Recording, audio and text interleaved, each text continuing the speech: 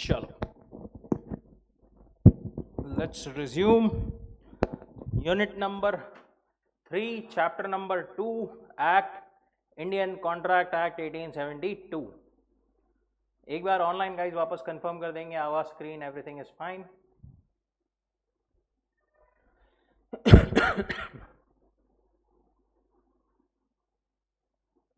Perfect. Next important element और essential element of a valid contract. सबसे पहला अपन ने देखा एलिजिबिलिटी, दूसरा है फ्री कंसेंट। फ्री कंसेंट में दो वर्ड्स है, फ्री और कंसेंट। कंसेंट मतलब क्या? सबसे पहले तो कंसेंट की डेफिनेशन बोलती है when two persons agree upon the same thing in the same sense. दो पर्सन सिर्फ सेम थिंग पर ही नहीं बट सेम सेंस में अग्री कर रहे हैं तो they can be said to be in consent. Parties consented when they not only agree upon same thing but also same sense. Now same thing मतलब same चीज पर, सेम अग्रीमेंट पर।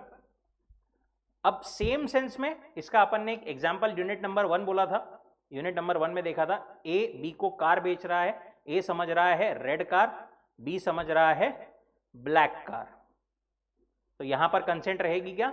नहीं रहेगी, क्योंकि सेम सेंस में वो लोग जो है अग्री नहीं कर रहे हैं। अब यहां पर जो है वो सेम सेंस जो है, if they do not agree in the same sense there can not be a consent. अब ये जो सेम सेंस है ये मिसलेड कैसे हो सकती है? Contract concerning a particular person और a ship and turns out that each of them is misled by the similarity of name. For example, contract करते टाइम पर अतुल के साथ में कॉन्ट्रैक्ट करना था, गलती से मितुल के साथ में कॉन्ट्रैक्ट कर लिया सिमिलैरिटी ऑफ नेम की वजह से, राइट? अगर एम्बिग्यूअस है टर्म्स, जैसा कि अपन ने बोला था कोकोनट ऑयल बेचने का कॉन्ट्रैक्ट, राइट, या फिर सिर्फ ऑयल बेचने का कॉन्ट्रैक्ट, तो वहां पर कौन सा ऑयल ये क्लियर नहीं है। कोकोनट ऑयल बेचने का भी at a reasonable price, again reasonable price is not certain. Error as to the nature of the transaction, subject matter के बारे में एरर, कुछ भी चीज के बारे में अगर there is an error as to identity वगैरह तो there can not be said to be consent. ठीक है, कंसेंट तो ठीक है। दूसरा वो कैसी होनी चाहिए? फ्री होनी चाहिए। एक कंसेंट फ्री नहीं है ऐसा अपन कब बोलेंगे? When it is caused by 5 things, either coercion, undue influence, fraud, misrepresentation और मिस्टेक। ये जो 4 है ना, coercion, undue influence, fraud, misrepresentation, इनकी वजह से अगर कॉन्ट्रैक्ट हुआ तो कॉन्ट्रैक्ट क्या रहेगा? वॉइडेबल। और अगर मिस्टेक की वजह से हुआ तो वॉइड। ठीक है, शॉर्ट फॉर्म CUFMM। पहले 4 की वजह से वॉइडेबल, बाद में 1 की वजह से वॉइड। अब क्या है ये चीजें अपन देखते हैं। सबसे पहला है कोएर्शन। कोएर्शन मतलब कुछ करना या कुछ करने की धमकी देना। कौन सी चीज? कोई भी ऐसी चीज जो कि फॉरबिडन है बाय इंडियन पीनल कोड। कोई भी इंडियन पीनल कोड द्वारा कोई भी चीज करने की, किसी को डराना, धमकाना, जबरदस्ती से किसी से कोई भी काम करवाना, ये काम कर दे नहीं तो मैं तेरे को किडनैप कर लूंगा, तेरे बच्चे को किडनैप कर लूंगा, तेरे को मार दूंगा, एक्सेट्रा एक्सेट्रा, जो भी इंडियन पीनल कोड में क्या है? फॉरबिडन है। और unlawful detaining, threatening to detain property, कोई चीज पर कब्जा कर लेना या कब्जा करने की धमकी देना, अगर तूने ऐसा नहीं किया तो मैं ये कर लूंगा। To the prejudice of any person with the intention of causing other person to enter into agreement. ऐसा बेसिकली जबरदस्ती से, डरा करके, धमका करके किसी से कॉन्ट्रैक्ट में एंटर कराना इज कोएर्शन। ए ने बी को बोला कि कार बेच दे तेरी 10 लाख की 10,000 में, नहीं बेचा तो देखो उड़ा दूंगा। बी ने बोला ठीक है भाई ले ले। कॉन्ट्रैक्ट क्या रहेगा यहां पर? वॉइडेबल। किसके ऑप्शन पर? ए या बी? ए ने बोला बी को कि बेच दे मेरे को कार, नहीं तो मैं उड़ा दूंगा तेरे को। बी के ऑप्शन पर वॉइडेबल रहेगा। ये सिली मिस्टेक का पॉइंट होता है, फ्लो में अपने को लग जाता है, पेपर में भी लिखते टाइम पर कि इसके ऑप्शन पर वॉइडेबल, बट वो अच्छे से पढ़ के देखना, बी के ऑप्शन पर वॉइडेबल रहेगा। It is to be noted that section does not require from any party to the contract nor necessary that subject coercion must be the other contracting party. क्या बोल रहे हैं यहां पर? ए और बी पार्टीज है, तो क्या कोएर्शन सिर्फ ए से बी या बी से ए ऐसा ही रह सकता है क्या? नहीं, कोई third party, for example A ने किसी को सुपारी दी, एकदम बेसिक शब्दों में बोलूं तो मिस्टर सी को सुपारी दी, बोले जा बी के बेटे को डी को किडनैप करके ले आ, राइट, ऐसा कॉन्ट्रैक्ट दिया किसी को, तो यहां पर it can be by third party, can be against third party भी हो सकता है coercion, but it is affecting the main parties to the contract. Coercion का इफेक्ट क्या होगा? कॉन्ट्रैक्ट वॉइडेबल हो जाएगा at the option of party whose consent was so obtained. A person to whom money has been paid और anything delivered must repay और return it. जिस भी party को कोएर्शन के अंदर कोई भी चीज मिली है ना, उसने वो चीज रिटर्न करनी पड़ेगी। मतलब ए ने जबरदस्ती बी से कार ली थी सस्ते में, वो कार उसने उसको रिटर्न करनी पड़ेगी।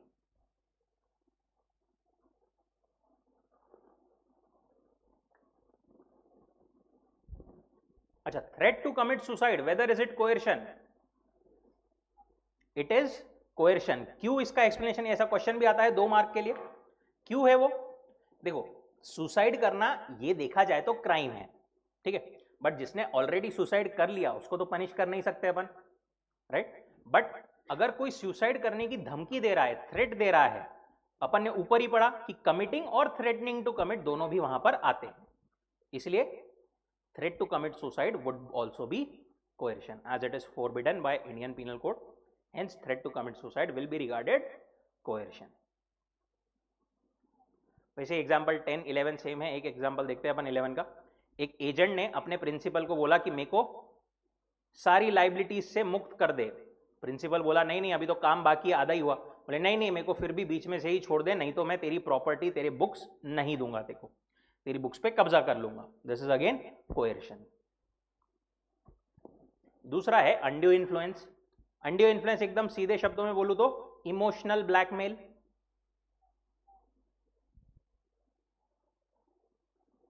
अगर कोई पार्टी ऐसी स्थिति में है कि वो दूसरे की विल को डोमिनेट कर सकता है, दूसरे को अनड्यूली इन्फ्लुएंस कर सकता है उसकी इच्छा को, और उसने अपनी ऐसी पोजीशन का गैर फायदा उठा करके सामने वाले को कॉन्ट्रैक्ट में एंटर करवाया, तो contract is said to be by undue influence.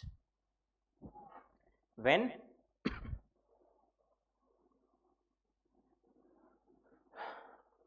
the relations subsisting between the parties are such that one of the parties is in a position to dominate the will of other and he uses that position to obtain unfair advantage over the other.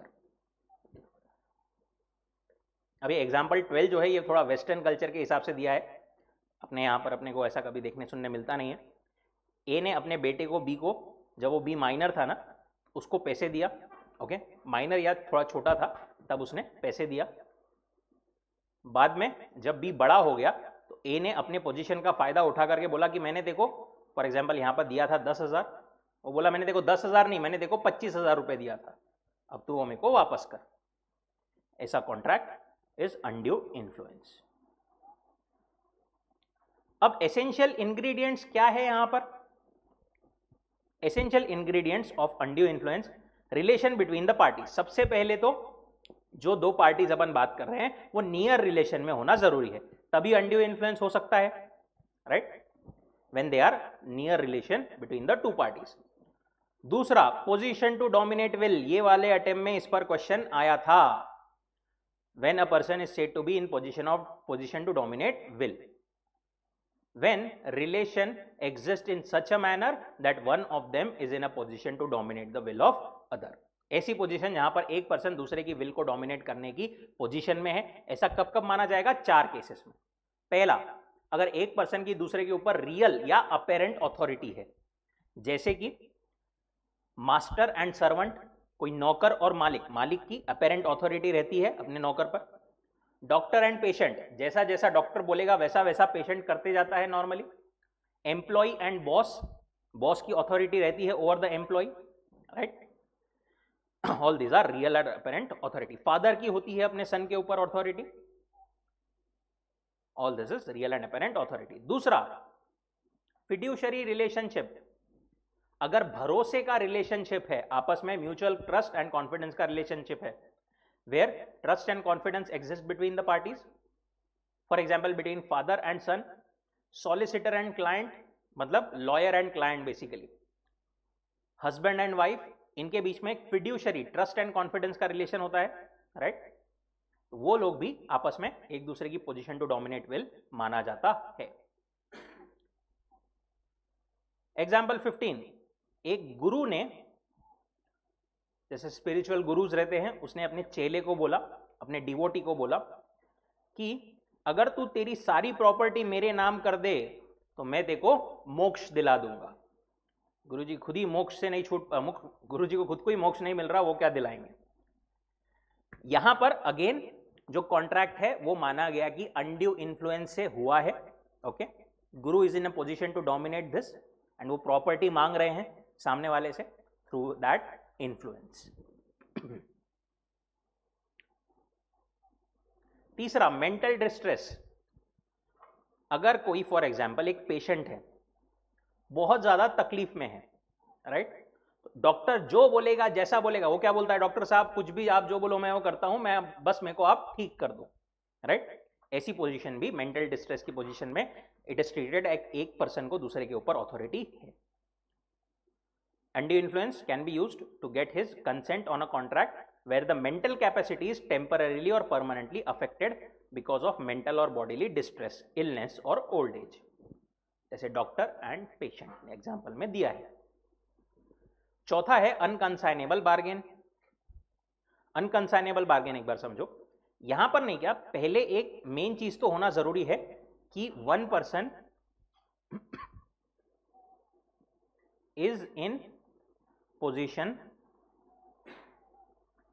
To dominate will of other.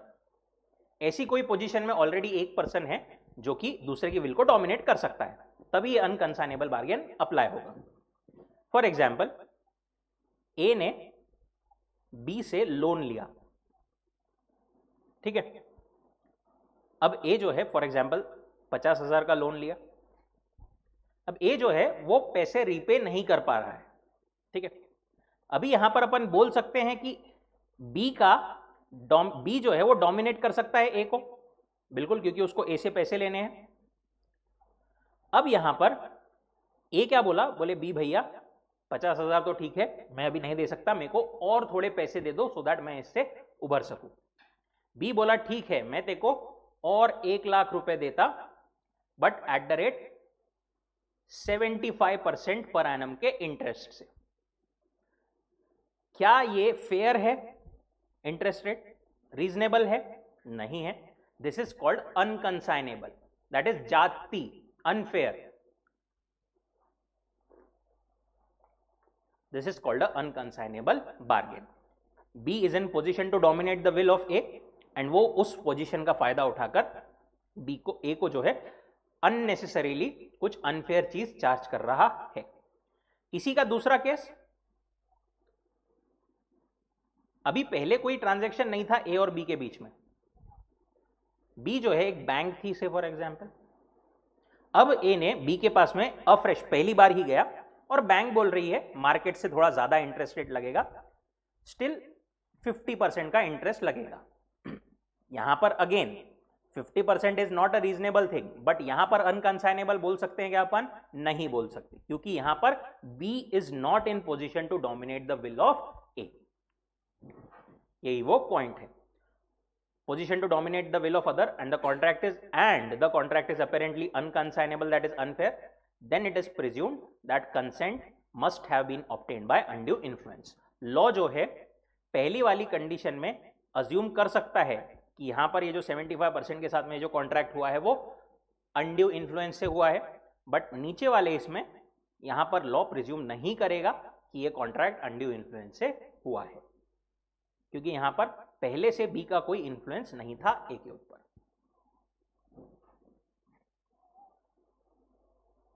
वही वो दोनों examples बोलते हैं नीचे के। तीसरा, object जो है अनड्यू इन्फ्लुएंस का वो क्या रहना चाहिए? To take the undue advantage, सामने वाले का गैर फायदा उठाने का मोटिव रहना चाहिए। सिर्फ अनड्यू इन्फ्लुएंस है इतना जरूरी नहीं है। Where a person is in a position to influence the other must have object to take advantage of the other, सामने वाले का गैर फायदा उठाने का मोटिव रहा तो ही अनड्यू इन्फ्लुएंस क्लेम किया जा सकता है। जैसे इन्होंने एग्जाम्पल दिया है, एक टीचर क्या करता है, अपनी डॉटर की शादी के लिए उसका एक स्टूडेंट उसको सही लगता है, वो दोनों का बस मैच करवाता है, बोले तुम दोनों अडल्ट्स हो, देख सकते हो आपस में मिल करके अगर पटता है तो शादी कर सकते हो, दोनों भी स्मार्ट हो एक्सेट्रा। यहां पर टीचर ने कोई जबरदस्ती नहीं की थी, कोई गैर फायदा यहां पर वो बोलते हैं कि नहीं उठाया था, उसने सिर्फ एक अपने हिसाब से प्रॉपर प्रपोजल रखा था। This is not undue influence, क्योंकि यहां पर इन दोनों की फ्री कंसेंट के बाद में ही शादी होने वाली थी, दैट इज कंप्लीटली वैलिड। ये एग्जांपल 19 जो है वो बोलता है। And last point, burden of proof. When a party to contract decides to avoid the contract on ground of undue influence, he has to prove that। अगर कोई undue influence claim कर रहा है तो उसको क्या प्रूव करना पड़ेगा कि दूसरे वाले पार्टी का undue influence है मेरे ऊपर, other party actually used his position to consent, सामने वाले ने उस पोजीशन का फायदा उठाकर मेरी कंसेंट ली है, एंड ट्रांजैक्शन अनफेयर है, अनकंसाइनेबल है। undue influence का इफेक्ट क्या होगा? When consent is by undue influence, agreement becomes voidable, ये तो बेसिक है। साथ ही में क्या बोलते हैं वो, कोर्ट जो है ना वो ऐसे कॉन्ट्रैक्ट को either absolutely or if the party who was entitled to avoid received any benefit upon such terms as it the courts may seems just set aside the contract। Court ऐसे contract को cancel करवा सकता है, पूरा भी करवा सकता है, ओके डायरेक्टली बस नहीं कॉन्ट्रैक्ट पूरा कैंसिल, या फिर ऐसे भी करवा सकता है कि भाई किसी को अगर इस कॉन्ट्रैक्ट में कोई बेनिफिट मिला हो तो वो अपना अपना वापस कर देंगे। जैसे एक एग्जांपल से इसको समझते हैं अपन। ए ने बी को लोन दिया 1 लाख का, और उसको क्या बोला कि मेरे को 2 लाख का बॉन्ड साइन करके दे। अब लोन दिया 1 लाख का तो 2 लाख का बॉन्ड क्यों साइन करेगा वो, राइट? ये बोला नहीं नहीं अनड्यू इन्फ्लुएंस, अनड्यू इन्फ्लुएंस, तो वहां पर जो है कोर्ट इसको कैंसिल करवा सकता है कॉन्ट्रैक्ट को, बट यहां पर जरूरी है फिर कि बी ने ये 1 लाख रुपए भी वापस दे देना पड़ेगा। ठीक है, depending on the case court order दे सकता है। एसी बंद करोगे?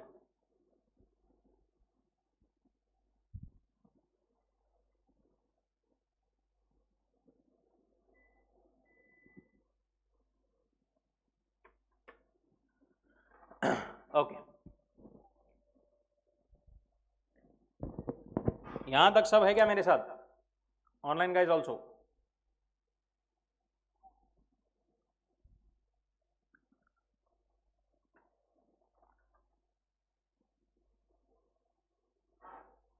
परफेक्ट। तीसरा एलिमेंट है फ्रॉड। फ्रॉड मतलब सिंपली धोखाधड़ी।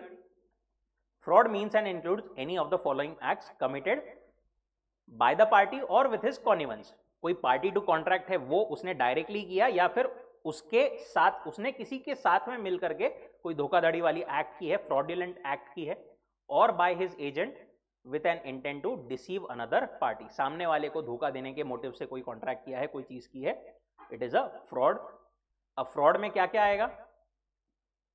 और to induce him to enter into contract, कैसे कैसे बोल सकता है, कैसे कैसे हो सकता है fraud? By the suggestion as a fact of that which is not true by the one who does not believe it to be true. मेरे को पता है मैं जो बोल रहा हूं वो झूठ है, फिर भी मैं उसको सामने वाले को वो चीज बोल रहा हूं। दूसरा एक्टिव कंसीलमेंट, मैं कोई सच बात जो कि मटेरियल है, इंपॉर्टेंट है, वो सामने वाले से छुपा रहा हूं। Promise made without the intention of performing, मेरी कोई एक्चुअल परफॉर्मेंस की इंटेंशन नहीं है, फिर भी मैं उसको झूठा प्रॉमिस कर रहा हूं। या कोई और भी कोई भी ऐसी एक्ट जो कि जिसका मोटिव सामने वाले को धोखा देना है, या फिर और कोई जो कि लॉ स्पेसिफिकली बोलता है कि ये फ्रॉडुलेंट है। अब फ्रॉड होने के लिए भी कुछ एसेंशियल्स, फ्रॉड माने जाने के लिए भी कुछ एसेंशियल एलिमेंट जरूरी है। सबसे पहला तो there must be some representation. A ने बी के साथ में फ्रॉड अगर किया है तो लॉ बोलता है ए ने बी को कुछ तो भी बोला है जो कि झूठ है, राइट? तभी फ्रॉड माना जाएगा। ए ने कुछ रिप्रेजेंटेशन किया है बी को जो कि गलत है, फॉल्स है, तो ही फ्रॉड माना जाएगा. However silence may amount to fraud और an active concealment may amount to fraud. Silence हमेशा फ्रॉड रहेगा क्या? इस पे भी क्वेश्चन आता है बहुत बार. वेदर साइलेंस इज फ्रॉड और नॉट. क्या बोलते हैं वो कि देखो बाय डिफॉल्ट नहीं, क्या silence is not fraud, but following cases में जो है silence would equal to fraud जहां there is a duty to speak या फिर silence is equal to speech. For example, A ने बी को ऑक्शन के थ्रू एक हॉर्स बेचा नीलामी से. वो हॉर्स जो है वो पागल था. यहां पर ए ने वो चीज बी को बताई नहीं, तो क्या ए लायबल रहेगा? वो बोलते हैं नहीं, लॉ बोलता है यहां पर लायबल नहीं रहेगा. वो बी की रिस्पॉन्सिबिलिटी है, उसने खरीदते टाइम पर बरोबर देख करके लेना. केविएट एम्प्टर एक रूल आएगा अपने को सेल ऑफ गुड्स एक्ट में, वो अप्लाई होगा. This is not a fraud. But अगर ए ने बी को जो गुड्स बेचा, A was the father and B was the daughter. अब यहां पर इन दोनों का रिलेशन ऐसा है कि ए ने बी को बताना चाहिए था, बी ने अब उसने की डॉटर ने अपने फादर पर भरोसा करके ही खरीदा होगा, राइट. यहां पर ए ने कुछ नहीं बोला, इसका मतलब उसने फ्रॉड किया है. एंड दूसरा, when silence is equal to speech.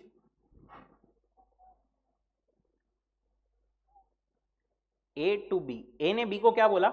मैं ये घोड़ा खरीद रहा हूं, अगर तूने कुछ नहीं बोला इसका मतलब मैं ये समझूंगा कि ये घोड़ा अच्छा है, सही है. यहां पर बी की ड्यूटी थी बोलने की, उसका silence would be equal to speech. उस केस में दिस वुड बी, बी ने अगर कुछ नहीं बोला और घोड़ा पागल रहा तो it would be considered fraud. Then और क्या एसेंशियल एलिमेंट्स है? रिप्रेजेंटेशन ए ने बी को किया है. Representation must be related to a fact. ये पॉइंट क्या बोलता है, एक एग्जांपल से समझो. ए ने बी को बोला, मैं ए बी को कोई गुड्स बेच रहा है. ए बोला ये गुड्स नहीं क्या 50,000 के है, ठीक है. This is a statement of और representation related to fact.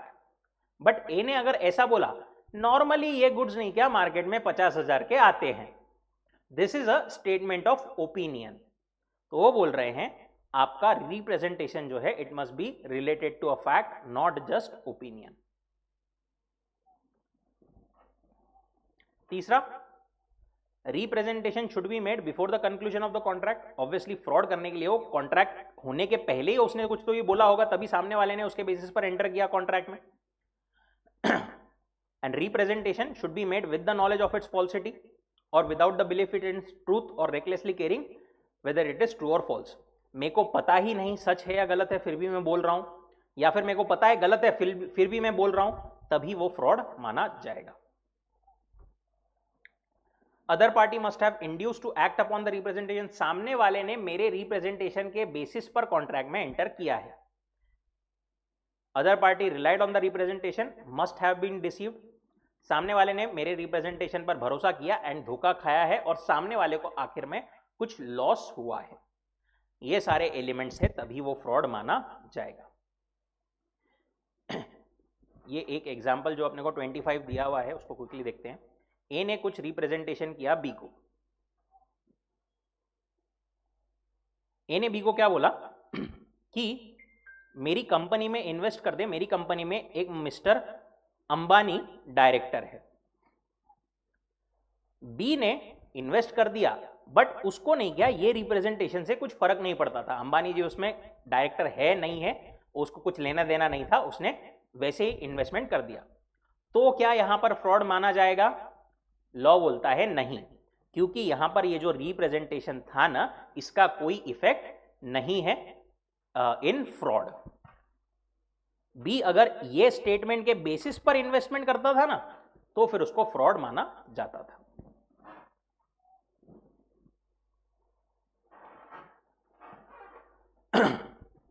When the consent is by fraud, then contract again क्या रहेगा? voidable रहेगा. किसके ऑप्शन पर? जिस पार्टी के साथ में फ्रॉड हुआ है वो पार्टी क्या कर सकती है? चाहे तो कॉन्ट्रैक्ट कैंसिल कर सकती है, can sue for the damages, can insist on the performance of the contract on condition that he shall put in position which would have been the representation made been true. ये point देखते हैं. Cancel कर सकती है, damages claim कर सकती है, वो तो ठीक है। ए ने बी को ज्वेलरी बेची, बोले गोल्ड की, रियल गोल्ड की ज्वेलरी है, बट एक्चुअली उस पर सिर्फ सोने का पानी चढ़े हुआ था।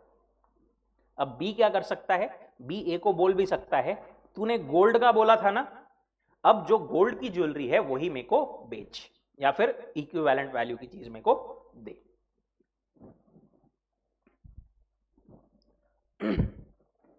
इन दो केसेस में फ्रॉड नहीं माना जाएगा। एक तो जो अपन ने क्या देखा, fraud did not cause the consent of the party to agreement, जो अंबानी जी का एग्जांपल देखा अपन ने, वो स्टेटमेंट से कुछ फर्क नहीं पड़ा सामने वाले को। दूसरा, if the party whose consent was caused by silence had means of discovering the truth. जो साइलेंस वाला पार्ट देखा था ना अपन ने कि साइलेंस अमाउंटिंग टू फ्रॉड, उस केस में जो दूसरी पार्टी थी वो अगर नॉर्मल इंक्वायरी से, ऑर्डिनरी डिलीजेंस से ट्रुथ फाइंड कर सकती थी तो उसकी ड्यूटी मानी जाएगी कि उसने ट्रुथ फाइंड आउट करना चाहिए था, सामने वाले को पूछना चाहिए था। उसने नहीं पूछा सामने वाले को, तो फिर वो फ्रॉड नहीं माना जाएगा। यहां तक सब लोग हैं क्या मेरे साथ online?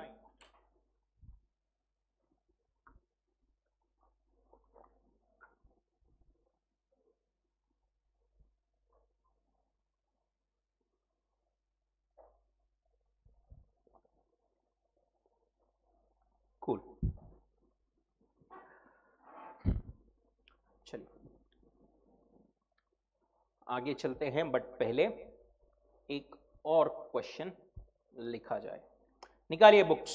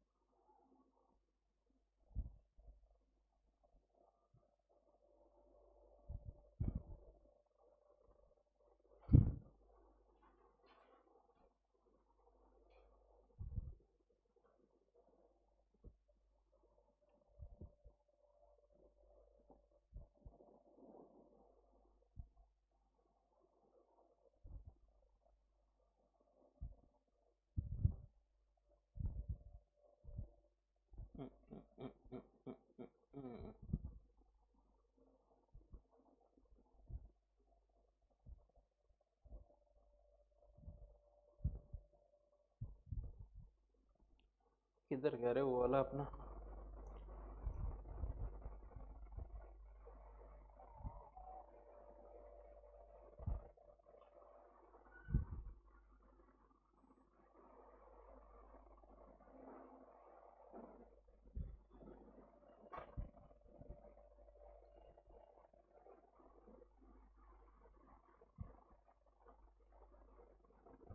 Liability for necessaries. Just give me a minute.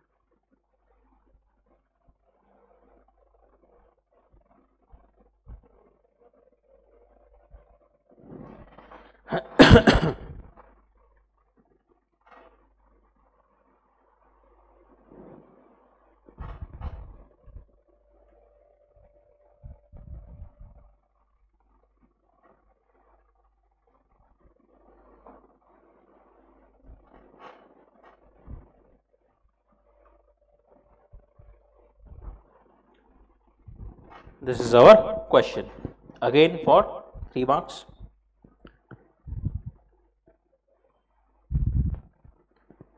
Time starts now.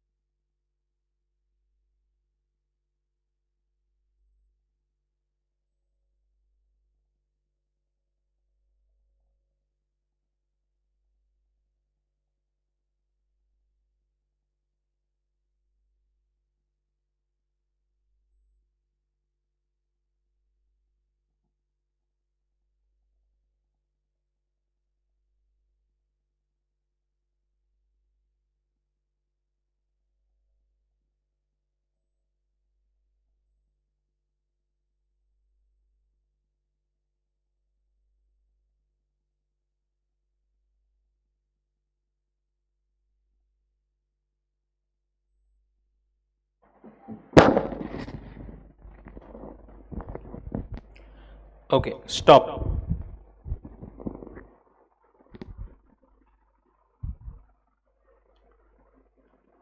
Stop stop stop. Answer पूरा हुआ क्या? कितना हुआ? कंक्लूजन लिख रहे थे। ओके, अंडरलाइन तो ऑब्वियसली नहीं हुई होगी। ऑनलाइन गाइस क्या स्टेटस हुआ पूरा?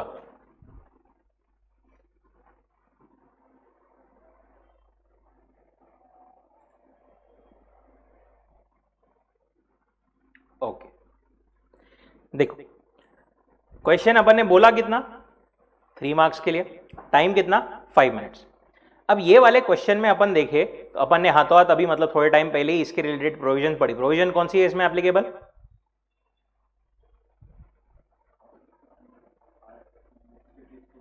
नेसेसिटीज के लिए सप्लाई, राइट। जनरली जो क्वेश्चन या जो कॉन्सेप्ट अपने को ऐसा होता है ना, थोड़ा बहुत इसके बारे में अपने को पता है, आता है, उसमें अपन फ्लो में ऐसा ट्राई करते हैं कि अपन ज्यादा लिख दें, राइट। बट अपने को मार्क्स के हिसाब से जो है प्रॉपरली अपना आंसर स्ट्रक्चर करना जरूरी है, that is with in time उसको कंप्लीट करना जरूरी है। आई एम नॉट सेइंग कि आपको कट शॉर्ट करना है आंसर, जो रिक्वायर्ड है वो तो लिखना ही है, but at the same time अपने को मतलब ये कॉन्शियसली ये ध्यान में रखना है कि अपने को with in time answer complete करना है। क्या बोल रहे हैं क्वेश्चन में वो? छोटू 17 साल का, purchased a mobile 25,000 from mobile sale centre. On due date he did not make payment for mobile. Mobile sale centre ने छोटू को स्यू कर दिया for and his parents for the price. Chhotu के पास में 15,000 कैश बैलेंस था, but his father has enough money to pay the price. Who will be liable to pay the price of mobile under the provisions of the contract act? क्या guardian liable रहेंगे? Yes, no? Online guys no? देखते हैं पर सबसे पहले provisions में क्या लिखेंगे? Section 11 provides minor is not capable to enter into a contract. Contract with minor basically क्या है? वॉइड एब इनिशियो है, but minor can not enforce to pay off his liabilities. Also parents और guardians are also not liable for any contracts entered by the minor. However minor is liable for supplies of necessary out of his assets. Minor is not liable personally even for the necessaries. Instant case में parents of Chhotu are not liable for the price of mobile. Parents जो है कोई भी case में liable नहीं रहेंगे। क्यों? क्योंकि पेरेंट्स ने उसको अथॉरिटी दी थी क्या? ऐसा कुछ दिया है क्या क्वेश्चन में? पेरेंट्स ने बोला था जा हम खरीद के लेके आ जा? नहीं। ऑब्वियसली वो ऐसे ही कहीं से भी कुछ भी खरीद के ले आएगा पेरेंट्स के नाम पर, तो पेरेंट्स वहां पर पैसे पे करने के लिए लायबल नहीं रहेंगे। Chhotu's assets are liable to make the payment of the price. Chhotu के असेट्स क्यों लायबल है यहां पर? क्योंकि जो आइटम है ना, it is what? Online classes के लिए mobile, and this is under the term of necessaries. Okay, hence mobile sales center can recover only 15,000 from Chotu, that is equal to his assets.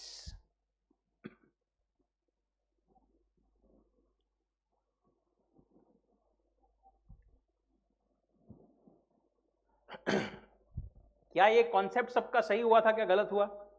Necessities वाला, necessity वाला concept आपने लिखा था क्या online guys?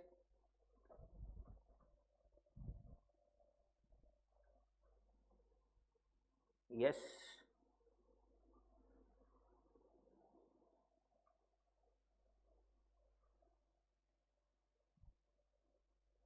Void ab initio लिखा। Okay, ठीक है। जैसे आप मल्टीपल क्वेश्चंस देखते जाओगे ना, वहां पर ही अपना इंटरप्रिटेशन इंप्रूव होता है, इसीलिए question practice is must. Next is miss representation.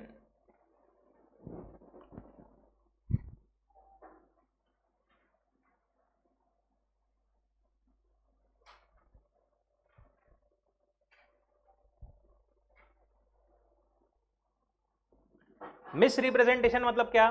Basically कोई भी गलत स्टेटमेंट तो फ्रॉड में भी था, फिर मिस रिप्रेजेंटेशन और फ्रॉड में क्या डिफरेंस है?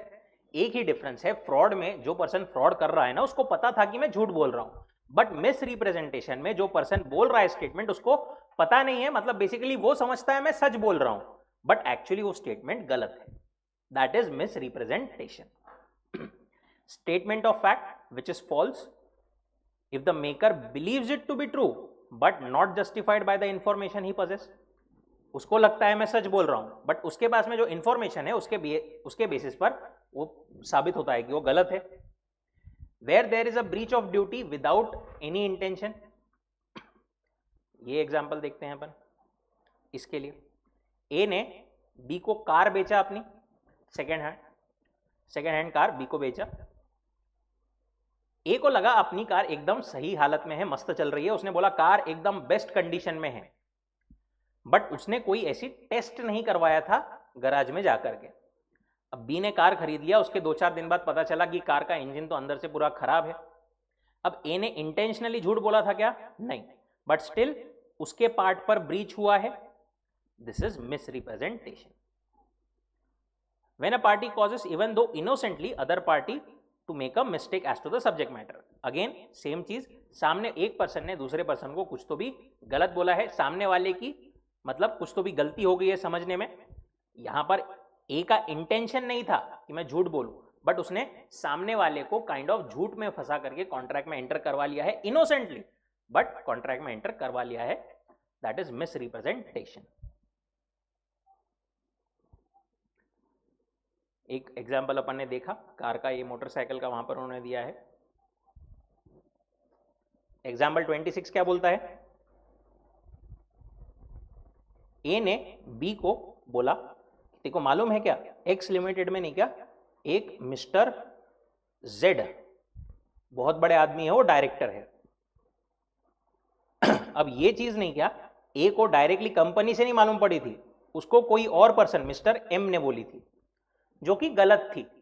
अब ए को लगा वो सही है, उसने बी को बोल दिया, बी ने इस बेसिस पर कॉन्ट्रैक्ट में एंटर कर लिया एक्स लिमिटेड के साथ में, दिस इज व्हाट मिसरिप्रेजेंटेशन। ए को लगा, ए को पता था क्या ये गलत है? नहीं, उसने इनोसेंटली किया, उसको लगा सही है, but this was a wrong false statement.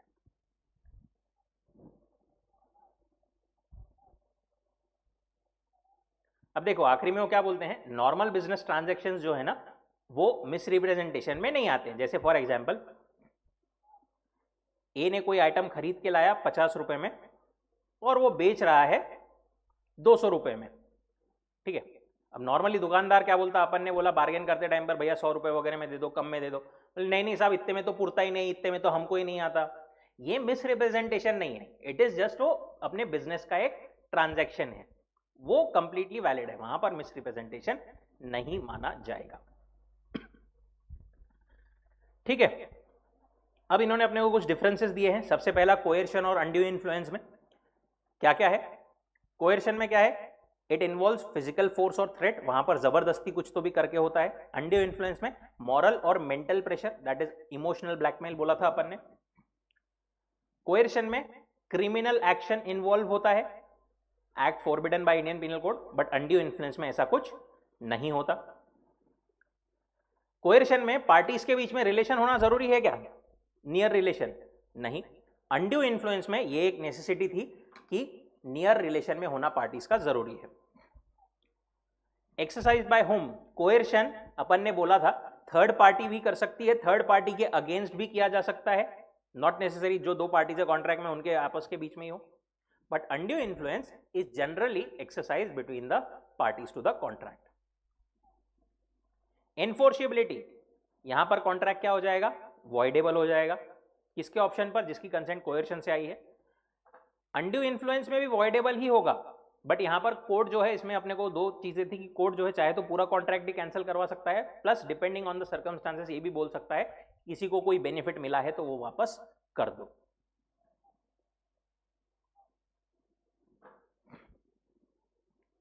Position as to benefits received, अगर कोएर्शन में अगर किसी को कोई चीज मिली है तो contract is rescinded by the aggrieved party and any benefit received has to be restored, बरोबर। यहां पर जो है ए ने जबरदस्ती बी से कार ली थी 10,000 में, 10 लाख वाली, ए ने वो रिस्टोर करना पड़ेगा।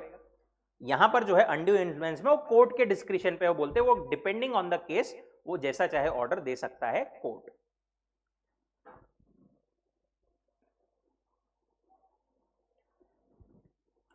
देन फ्रॉड और मिसरिप्रेजेंटेशन में कुछ डिफरेंसेस दिए हैं अपने को। फ्रॉड में क्या रहता है, टू डिसीव, सामने वाले को धोखा देने का मोटिव रहता है फ्रॉड में। मिसरिप्रेजेंटेशन में ऐसा कोई इंटेंशन नहीं रहता, गलती से उसने कुछ मिसरिप्रेजेंटेशन कर दिया है। फ्रॉड में जो पर्सन स्टेटमेंट दे रहा है वो उसको पता है कि मैं झूठ बोल रहा हूं, मिसरिप्रेजेंटेशन में उसको क्या लगता है मैं सच बोल रहा हूं।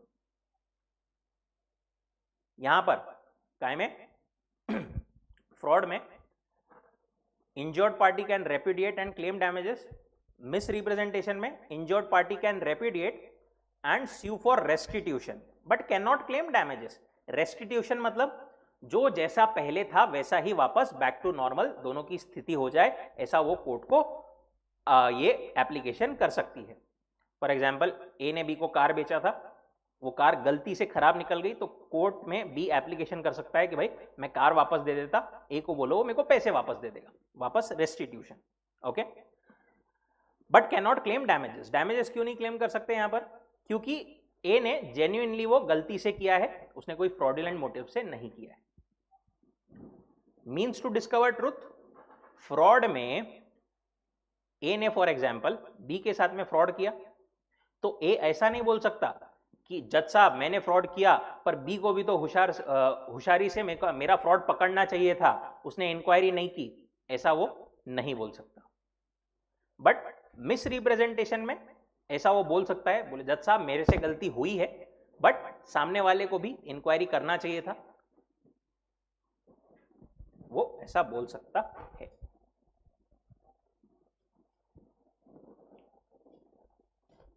लास्ट इज मिस्टेक, गलती, गलत फहमी, इसमें बना हुआ contract is a contract by mistake. अब देखो यहां पर मिस्टेक जो है ना वो बेसिकली होती है मिस्टेक ऑफ लॉ या mistake of fact. Mistake of law मतलब भाई मेरे को लॉ ही नहीं पता, राइट? अब उसमें भी दो चीजें होती है, एक होती है मिस्टेक ऑफ इंडियन लॉ, एक होती है मिस्टेक ऑफ फॉरेन लॉ। देखो आपके घर में फॉर एग्जाम्पल आपके पापा ने रूल बनाया है कि आप घर के अंदर चप्पल नहीं ला सकते। आप एक दिन गए चप्पल लेकर के और उस दिन आपने बोला अरे मेरे को तो पता ही नहीं था कि घर के अंदर चप्पल नहीं ला सकते, आपको एक्सक्यूज मिलेगा? नहीं मिलेगा। आप नो एंट्री में घुस गए गलती से, ट्रैफिक पुलिस ने पकड़ लिया, बी ट्रैफिक पुलिस था, ए घुस गया वहां पर, आप घुस गए फॉर एग्जाम्पल, आपने बोला अरे सॉरी मेरे को पता ही नहीं था नो एंट्री के बोर्ड में नहीं घुसना रहता है, क्या वहां पर एक्सक्यूज मिलेगा? नहीं मिलेगा। क्यों? क्योंकि ये बेसिक लॉ है इंडिया का, राइट? ये सबको एक्सपेक्टेड है कि ये आपको पता रहे। A person can not be allowed any relief on the ground that he did not have knowledge of the law or he had ignorance of law। Indian law के लिए उसको इग्नोरेंस नहीं मिलेगा। But foreign law, for example आपके यहां पर कोई मेहमान आया, उसको पता नहीं था घर के अंदर जूते लाने का, उसने गलती से लेकर आ गया, उसने बोला अरे सॉरी सॉरी मेरे को पता नहीं था, उसको एक्सक्यूज मिल जाएगा, right? This is a mistake of foreign law. This is a treated as mistake of fact and the agreement is void. यहां पर it is treated as genuine mistake and void. दूसरी होती है मिस्टेक ऑफ फैक्ट। हम जो contract कर रहे हैं उसके बारे में हो सकता है कि जो एक्चुअल चीज के बारे में कॉन्ट्रैक्ट कर रहे हैं उसकी क्वालिटी के बारे में दोनों की कुछ गलतफहमी हो गई है, दोनों पार्टीज की मिसअंडरस्टैंडिंग हो गई है। उसके एग्जिस्टेंस के बारे में उनको लग रहा है, एक बी को कार बेच रहा है, ए को लग रहा है कार है, बट उनको पता नहीं कि कार तो पहले ही डिस्ट्रॉय हो चुकी है, गलती कुछ मतलब पहले दिन किसी कारण से। मिस्टेक एज टू आइडेंटिटी, ए बोल रहा है कुछ और, बी समझ रहा है कुछ और। मिस्टेक एज टू टाइटल, उसके ओनरशिप के बारे में कुछ तो भी उनमें मिसअंडरस्टैंडिंग है कि ये कार अभी किसकी है। बी को लग रहा है कि ए की कार है, ए को पता है कि मैं तो सी की कार खरीद के बेचने वाला हूं। Mistake as to price, mistake as to quantity, ऐसी कोई भी मिस्टेक हो सकती है। अगेन मिस्टेक जो है बायलैटरल हो सकती है और यूनिलैटरल हो सकती है। बायलैटरल मतलब both the parties are under the mistake, दोनों भी पार्टीज जो है वो मिस्टेक पर है, कॉन्ट्रैक्ट क्या रहेगा? वॉइड रहेगा। अच्छा, अगर एक ही पार्टी की मिस्टेक है तो उसको यूनिलैटरल मिस्टेक बोलेंगे। और वो क्या बोलते हैं, जस्ट बिकॉज एक पार्टी की मिस्टेक हुई है तो वहां पर सिर्फ एक पार्टी की मिस्टेक के वजह से कॉन्ट्रैक्ट वॉइडेबल नहीं होगा। Contract, the regard must be had to other circumstances also. It will be not voidable merely because it was caused by one of the parties under a mistake as a matter of fact.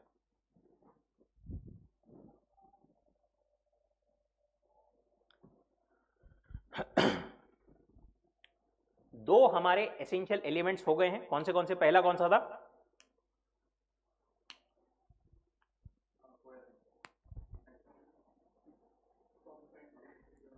Competency, right. उसमें तीन चीजें थी, कौन सी,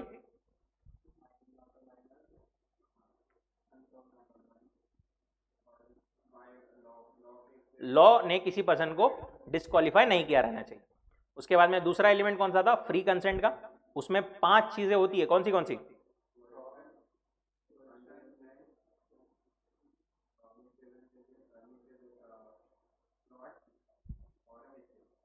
coercion, undue influence, fraud, misrepresentation, mistake. कौन से इसमें voidable रहेगा contract, coercion, undue influence, fraud, misrepresentation, mistake में contract would be void. Now third essential element, legality of object and consideration. क्या बोलते हो, object as well as consideration क्या होना चाहिए, लीगल होना चाहिए। Under section 23 following cases the consideration or object is considered to be unlawful। इन चीजों में ऐसा कंसिडर किया जाएगा कि आपका ऑब्जेक्ट या कंसिडरेशन इज व्हाट, अनलॉफुल। सबसे पहला, व्हेन कंसिडरेशन और object is forbidden by law. Law मना करता है वो चीज करने के लिए ऑब्वियसली, तो वो बाय डिफॉल्ट अनलॉफुल हो जाएगा। which are punishable under the statute as well as prohibited by the regulation or orders made in exercise of the authority by the legislature। अब देखो, स्पेसिफिकली लॉ में लिखा है वो तो कि आप ये चीज नहीं कर सकते, वो तो अनलॉफुल है ही, plus orders time to time. जैसे कोविड में बोला गया था कि कोई भी लोग घर के बाहर नहीं निकलेंगे, वो भी एक ऑर्डर है।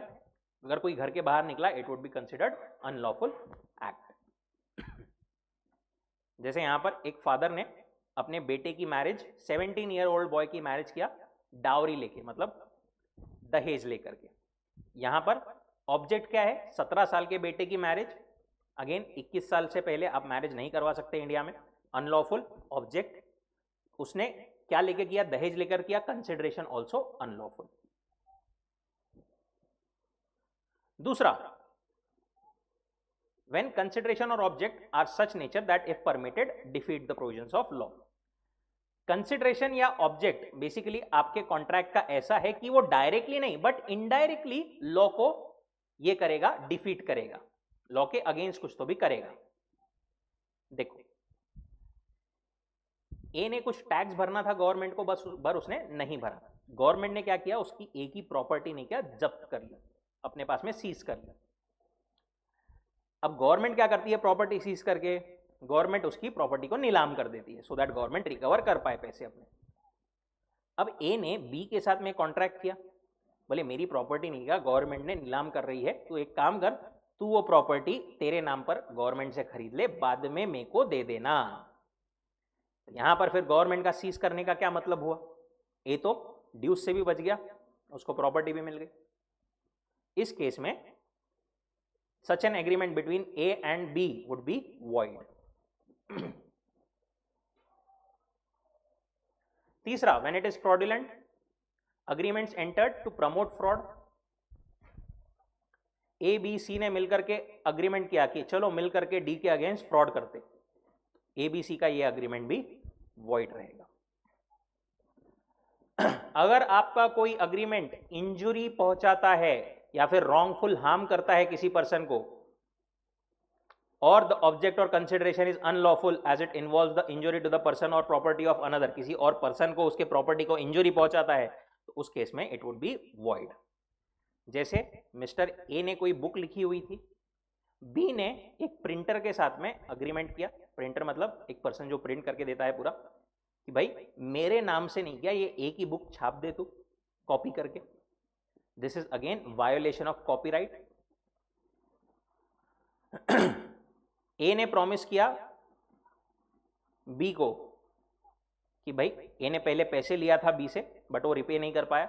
ए ने क्या बोला, मैं एक काम करता हूं, तेरा गुलाम बन जाता हूं, राइट। और बी उस पे इन एग्जॉर्बिटेंट इंटरेस्ट रेट भी चार्ज कर रहा है, जबरदस्ती का ज्यादा। किसी को गुलाम बनाना ये it is against the law, it is considered injury to other party, तो ये कॉन्ट्रैक्ट भी वॉइड है।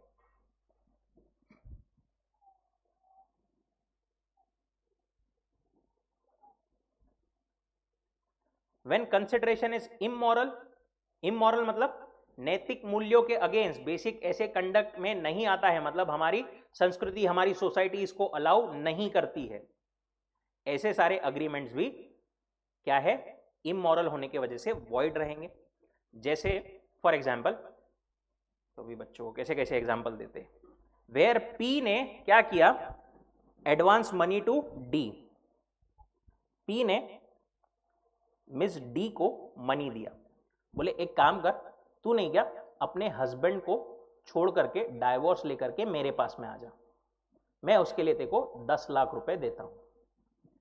अब डी ने 10 लाख रुपए तो ले लिए बट उसने अपने हस्बैंड को डाइवोर्स नहीं दिया।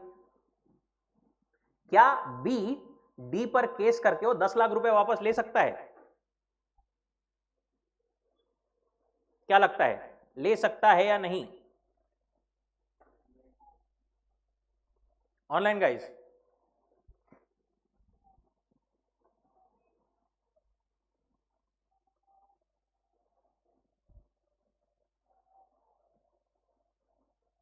नहीं ले सकता। P was not entitled to recover the amount क्योंकि ये अग्रीमेंट ही void था। This was against good morals.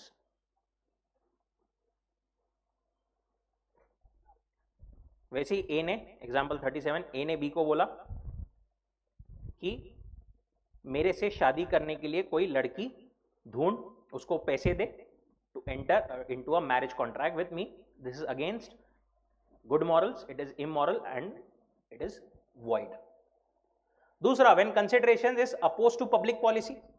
अब देखो, अपोज टू पब्लिक पॉलिसी मतलब क्या है बेसिकली, कि नॉर्मली पब्लिक कंडक्ट में नॉर्मली ये चीजें नहीं होना चाहिए, ठीक है, एक ओवरऑल सोसाइटी के सेटअप में ये चीजें नहीं होना चाहिए, ये चीज गलत है। अब इसको अपन वाइडली मीनिंग भी दे सकते हैं कि अपने अपने हिसाब से जो आपको सही लगता है वो सही, जो आपको गलत लगता है वो मत करो। बट अगर ऐसा वाइडली सबको ओपन दे दिया कि आप अपने हिसाब से करो, तो उस हिसाब से तो हो सकता है मेरे लिए कोई चीज सही हो, सामने वाले के लिए गलत हो, उस केस में तो फिर कॉन्ट्रैक्ट्स हो ही नहीं पाएंगे। लॉ ने बोला है वाइडर मीनिंग देने के बजाय हम थोड़ा नैरो सेंस में इसको मीनिंग देते हैं, और उस बेसिस पर उन्होंने अपने को कुछ स्पेसिफिकली अग्रीमेंट्स दिए हैं which are considered oppose to public policy. कौन से है वो?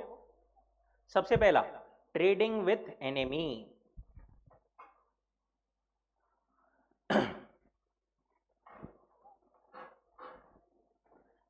फॉर एग्जाम्पल, इंडिया का कोई कंट्री के साथ में वॉर चालू है एक्स कंट्री के साथ में, और इंडिया का कोई पर्सन अगर एक्स कंट्री के कोई पर्सन के साथ में ट्रेड कर रहा है, तो this is considered what, oppose to public policy.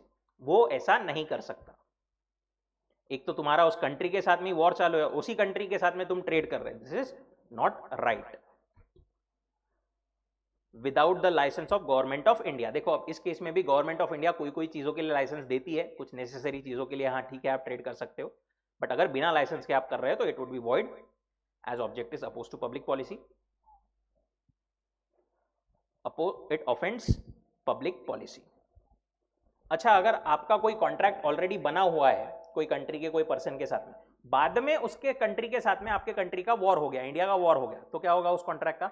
That contract needs to be dissolved, वो कॉन्ट्रैक्ट वुड बी सस्पेंडेड और डिसॉल्व्ड। जैसे इंडिया को बीच में गरज लगी थी तो टिकटॉक पबजी उन्होंने बैन कर दिया, बिकॉज इंटरनल सिक्योरिटी पर उनको खतरा लगा था उन ऐप्स का। स्टिफलिंग प्रोसिक्यूशंस मतलब, स्टिफलिंग प्रोसिक्यूशन मतलब बेसिकली कोई भी प्रोसीडिंग्स, लीगल प्रोसीडिंग्स से छेड़छाड़ करना, उसको अपना यूजुअल कोर्स चलने से रोकना। An agreement to prevent present proceedings already instituted from running their normal course using force. क्या बोलते हैं वो? फॉर एग्जाम्पल, ए ने बी पर केस किया, बी के अगेंस्ट नहीं क्या, एक गवाह था, एक विटनेस था सी। बी ने सी को पैसे दिया, बोले तू विटनेस आ ही मत, तू विटनेस गवाही देने आ ही मत कोर्ट में, सो दैट मेरे फेवर में केस चला जाए। This is what stifling prosecution, using force, using any other thing, ऐसा कुछ किया जाता है तो इट इज वॉइड। क्यों? बिकॉज वो बोलते हैं one should not make a trade off felony. Trade off felony मतलब न्याय का कारोबार नहीं होना चाहिए। अब देखो इसमें फर्दर एक चीज है, कोई कोई ऑफेंसेस नहीं, क्या हमारा लॉ बोलता है कंपाउंडेबल है।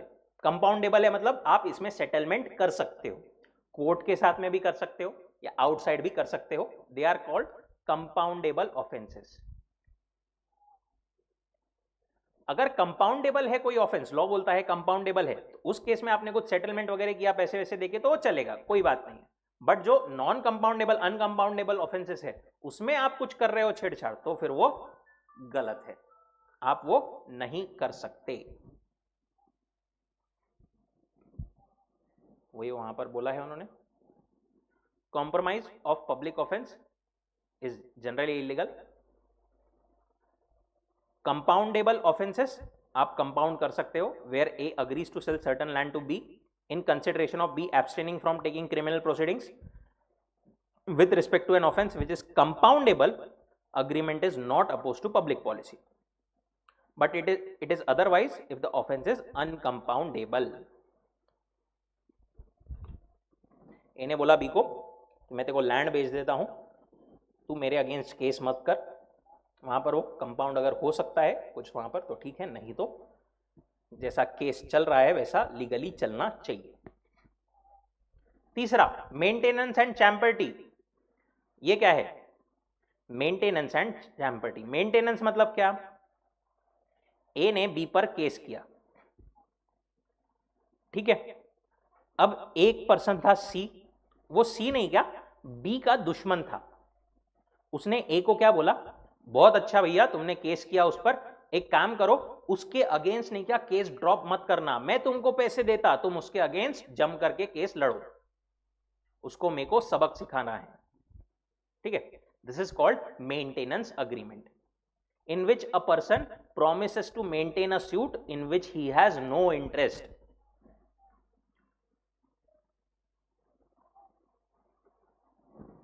नॉर्मली वो सेटल हो सकता था ए और बी के बीच में, बट सी ने बोला ए को तुम सेटल मत करो, ये लो पैसे, तुम लड़ो और बी को परेशान करो।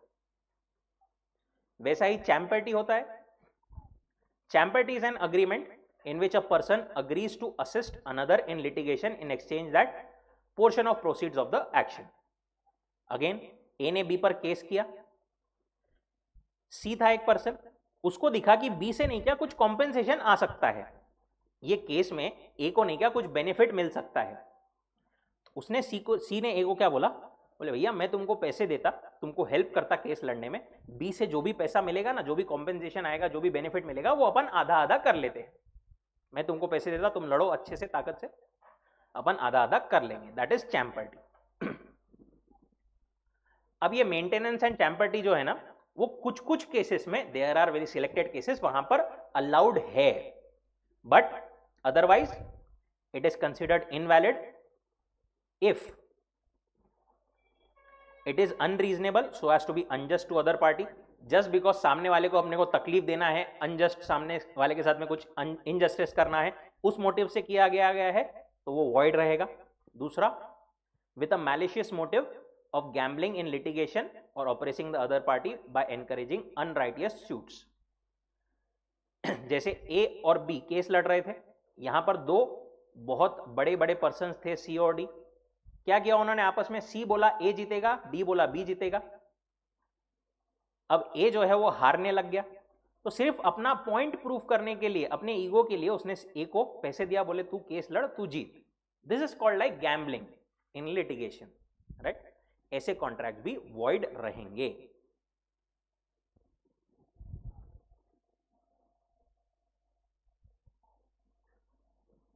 तो इसलिए लॉ बोलता है agreement for supplying funds by way of maintenance and temporary is valid unless it is this case.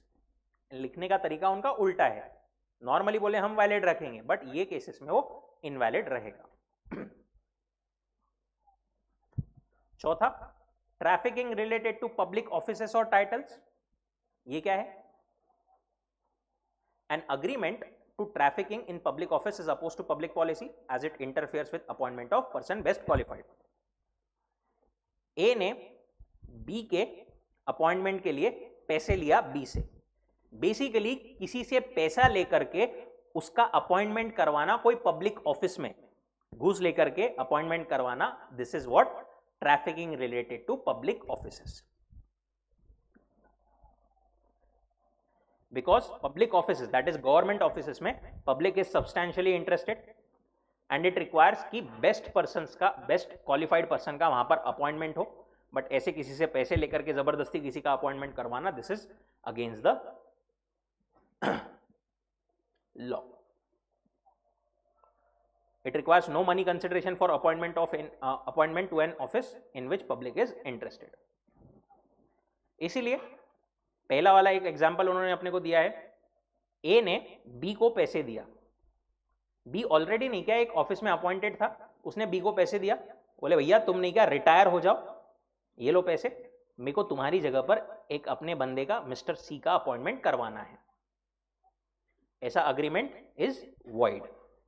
दूसरा, रिलेटेड टू टाइटल्स। टाइटल्स मतलब बेसिकली पद्म भूषण, पद्म विभूषण, ये सब जो टाइटल्स है, आप पैसे देकर के अगर वो टाइटल्स खरीद रहे हो, ये भी इनवैलिड है, वॉइड है।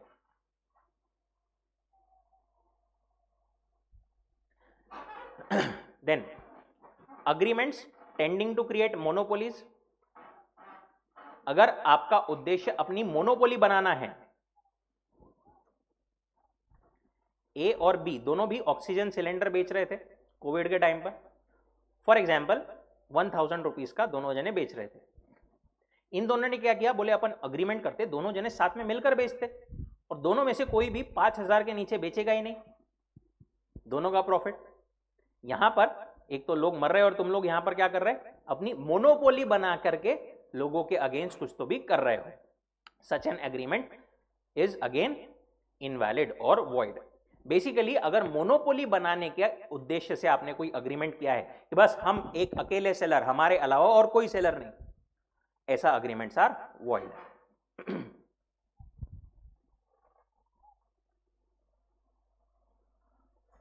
मैरिज ब्रोकरेज अग्रीमेंट्स, अगेन अगर आप पैसे देकर के अपने लिए स्पाउस खरीदते हो, एकदम रॉ शब्दों में बोलो तो अपने लिए स्पाउस अगर कोई खरीदता है पैसे देकर के, this is called marriage brokerage contract. या किसी और पर्सन को पैसे देता है, मेरे लिए जो है वाइफ या हस्बैंड ढूंढ करके लेके आ, राइट, दिस इज अगेन खरीद करके लेके आ, दैट इज कंप्लीटली वॉइड।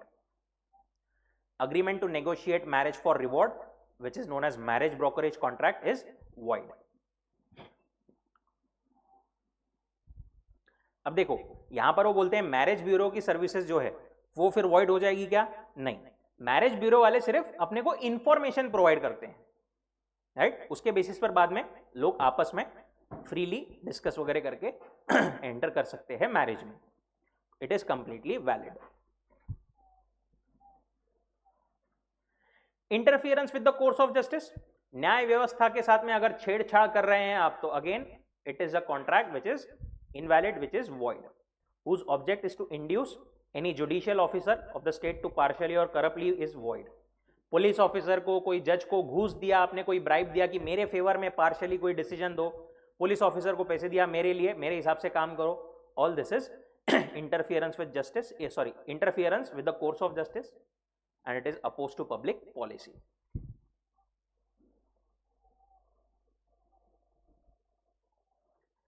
वैसे एक एग्जाम्पल दिया है उन्होंने, ए ने बी को बोला कि तू मेरे खिलाफ गवाही देने कोर्ट में आ ही मत, right, A in consideration of B absenting himself from the trial, मैं तेरे को पैसे दूंगा, this is void agreement. Interest against obligation, ये क्या है?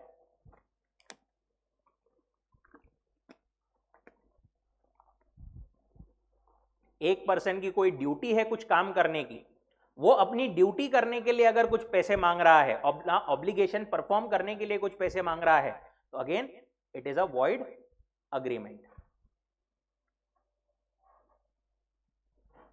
जैसे एक an agreement by an agent to receive without principal's consent compensation from another person to performance of his agency। Principal ने एजेंट और थर्ड पार्टी ने बोला कि मेरे को प्रिंसिपल से मीटिंग सेट कर दे। अब एजेंट ने नॉर्मली ऑब्लिगेशन है कि प्रिंसिपल के साथ में मीटिंग सेट करवाए, बट एजेंट क्या बोला थर्ड पार्टी को, पहले पैसे दे, बाद में मैं उसके साथ में मीटिंग सेट करवाऊंगा। विदाउट प्रिंसिपल्स ऑथोरिटी उसने ऐसा कुछ किया, तो वहां पर it would be void agreement with the third party. A, who is the manager, agrees to pass contract to X if X pays to A 2 lakh privately। A ने बोला मैं तेको, A जो है एक X कंपनी में manager था, A ने बोला B को मैं तेको मेरे कंपनी का कॉन्ट्रैक्ट दिलवा देता हूं, बट उसके लिए मेरे को प्राइवेटली 2 लाख रुपए दे। Again this is what opposed to public policy and void। Last point is consideration unlawful in parts। देखो क्या बोलते हैं, सबसे पहले if any part of a single consideration for one और मोर ऑब्जेक्ट्स और any one of the part of any one of the several consideration for a single object is unlawful, agreement is void. कुछ नहीं समझा। अगर आपका contract है ऐसा, 3 objects है आपके, पहला ऑब्जेक्ट है ए ने बी को बोला कि तू मेरे को घर पेंट करके दे दे, सेकंड तू अपना एक प्लॉट बेच दे, तीसरा मेरी एक कार रिपेयर कर दे। ये तीनों के लिए मैं तेको क्या दूंगा, 10 kgs ऑफ ड्रग्स दूंगा। ये पूरा कॉन्ट्रैक्ट क्या हो जाएगा, वॉइड हो जाएगा, क्योंकि यहां पर कंसिडरेशन इज क्या, वॉइड। वैसे ही ए ने बोला मैं तेको नहीं, क्या मेरा घर बेचता हूं, उसके अगेंस्ट तू मेरे को क्या कर, रिपेयर करके दे दे एक मेरी कार, तेरा एक प्लॉट बेच दे और 1 kg ड्रग्स दे दे। यहां पर भी पूरा कॉन्ट्रैक्ट वॉइड हो जाएगा। अगर आपका सिंगल ऑब्जेक्ट या सिंगल कंसिडरेशन अनलॉफुल है तो पूरा कॉन्ट्रैक्ट ही क्या हो जाएगा, वॉइड हो जाएगा। उसमें आखिर में वो बस एक चीज बोलते हैं कि अगर आपकी कोई ब्रांच इलीगल है, कोई ब्रांच लीगल है, तो लीगली अलग अगर आप कर सकते हो लीगल वाले को, तो आप उसको एनफोर्स कर सकते हो। जैसे एक ने बोला, ए ने बी को बोला कि घर पेंट प्लस प्लॉट बेच दे, फॉर घर पेंट के लिए मैं तेको देता हूं 1 लाख रुपए और प्लॉट के लिए देता हूं 2 किलो ड्रग्स। तो यहां पर ये वाला part can not B enforced, void, ये वाला part can be enforced. General rule is that where the legal part can be severed, can be cut off from the illegal, the bad part may be rejected and the good one can be retained।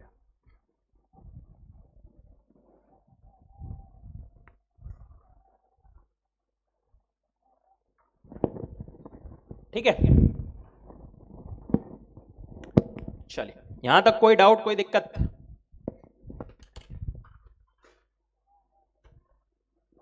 रुकते हैं यहां पर, continue in next lecture.